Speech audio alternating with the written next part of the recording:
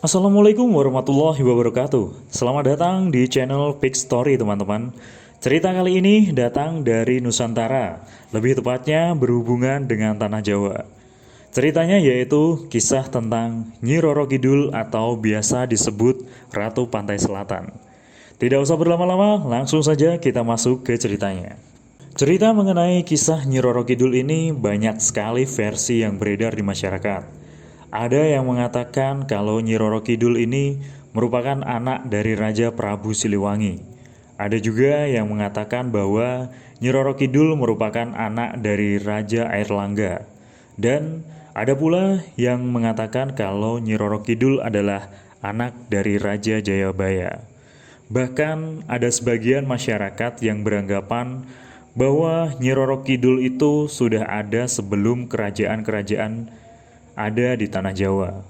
Akan tetapi, cerita yang paling banyak beredar adalah yang berkaitan dengan Raja Prabu Siliwangi. Yang pasti tinggal keyakinan teman-teman saja mau percaya dengan versi yang mana. Nyi Roro Kidul atau biasa disebut Ratu Pantai Selatan merupakan seorang wanita cantik yang berbusana seperti busana seorang wanita kerajaan, yang memiliki busana berwarna hijau. Layaknya seorang ratu, Nyi Roro Kidul juga memiliki kereta kencana, seperti yang ada di Keraton Jogja dan Keraton Solo. Karena Nyi Roro Kidul merupakan seorang ratu, Nyi Roro Kidul memiliki kerajaan yang cukup besar sekali, dari ujung barat Pulau Jawa sampai dengan ujung timur Pulau Jawa, yang itu tentunya berada di tengah-tengah Laut Selatan yang bertepatan dengan samudera.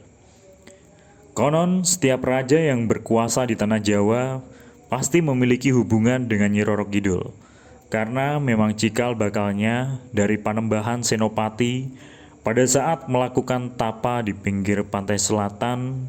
Saat akan membuat kerajaan pertama kali, Nyi Roro Kidul lah yang pada saat itu membantu beliau untuk menaklukkan jin-jin dari golongan hitam untuk tidak menghalangi pembuatan kerajaan. Suatu ketika pada saat adanya perebutan kekuasaan dan pada saat itu penyebaran agama Islam sudah mulai pesat, ketika itu Sunan Kalijaga, salah satu dari 9 wali, sedang melakukan syiar agama Islam. Dan pada saat itu beliau sedang melakukan perjalanan ke arah selatan. Kebetulan pada saat itu sedang terjadi wabah penyakit yang melanda di daerah kisaran pantai selatan. Sunan Kalijaga pun mulai melihat keadaan masyarakat yang ada di sana. Setelah ditangani oleh Sunan Kalijaga merasa ada hal yang aneh yang terjadi kepada para warga di sana. Beliau mendapat isyarat kalau yang melakukan ini merupakan penguasa yang ada di pantai selatan ini.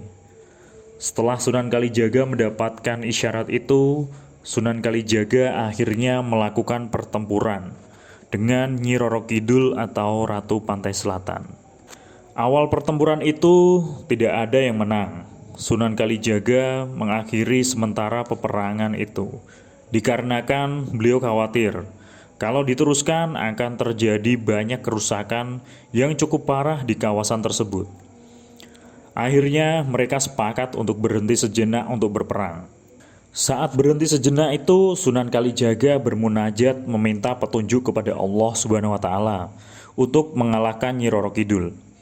Beliau mendapat isyarat kalau ingin mengalahkan Nyi Roro Kidul harus menghatamkan Al-Qur'an. Setelah beliau menghatamkan Al-Qur'an, beliau beserta sunan-sunan yang lain membuat senjata untuk menaklukkan Nyi Roro Kidul. Senjata itu berupa rompi yang diberikan doa-doa khusus. Rompi itu bernama Rompi Ontokusumo. Saat pertarungan dimulai kembali, Sunan Kalijaga memakai Rompi Ontokusumo untuk mengalahkan Nyi Roro Kidul. Dan benar saja, Nyi Roro Kidul kewalahan saat melawan Sunan Kalijaga. Akhirnya Nyi Roro Kidul memilih untuk berhenti bertarung dan menyerah kepada Sunan Kalijaga. Saat Nyi Roro Kidul menyerah, Sunan Kalijaga meminta agar penduduk di kisaran pantai selatan dihilangkan dari wabah penyakit yang merebak. Dan Sunan Kalijaga juga meminta agar Nyi Roro Kidul jangan lagi mengganggu masyarakat sekitar pantai selatan. Akan tetapi permintaan yang kedua dari Sunan Kalijaga ini tidak langsung diterima oleh Nyi Roro Kidul. Dikarenakan Nyi Roro Kidul ternyata mulai menyukai Sunan Kalijaga. Ternyata Nyi Roro Kidul meminta syarat kepada Sunan Kalijaga. Kalau beliau mau memenuhi syaratnya, maka syarat yang diajukan oleh Sunan Kalijaga akan dilakukan dan dipenuhi oleh Nyi Roro Kidul. Dan Nyi Roro Kidul juga akan membantu dan menolong masyarakat sekitar pantai selatan jika ada musibah menimpa. Setelah dipikir sejenak, Sunan Kalijaga menanyakan syarat dari Nyi Roro Kidul. Sunan Kalijaga bertanya, "Apa syarat yang kau minta?" Nyi Roro Kidul menjawab, "Syarat yang kuminta cukup sederhana. Nikahilah aku. Aku berjanji setelah kamu menikahiku, aku akan menuruti semua keinginanmu. Dan juga aku akan membantu warga sekitar sini jika mereka tertimpa musibah." Setelah mendengar apa yang diminta oleh Nyi Roro Kidul, Sunan Kalijaga cukup kaget mendengarnya. Awalnya beliau bingung mau menjawab apa. Akhirnya setelah dipikir-pikir, beliau pun menyetujuinya. Akan tetapi Sunan Kalijaga meminta satu hal lagi kepada Nyi Roro Kidul untuk masuk memeluk agama Islam. Akhirnya Nyi Roro Kidul pun setuju dengan persyaratan tersebut. Dan pada saat itulah Nyi Roro Kidul langsung memeluk agama Islam. Nah, itu dia cerita mengenai kisah Nyi Roro Kidul atau biasa disebut Ratu Pantai Selatan. Memang banyak versi yang terdapat pada cerita mengenai kisah Nyi Roro Kidul ini ya teman-teman. Akan tetapi pesan saya buat teman-teman semua, jangan terlalu diambil pusing dengan adanya cerita ini. Buat yang percaya dengan adanya beliau, Nyi Roro Kidul, tidak perlu menyampaikan opini terhadap mereka yang tidak percaya dengan beliau.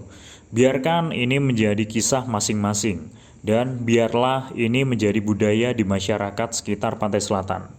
Mohon maaf jika dalam penyajian video ini masih banyak yang kurang pas. Semoga kita semua selalu diberikan keberkahan oleh Allah Subhanahu wa Ta'ala. Saya undur diri, sampai ketemu di video selanjutnya. Wassalamualaikum warahmatullahi wabarakatuh.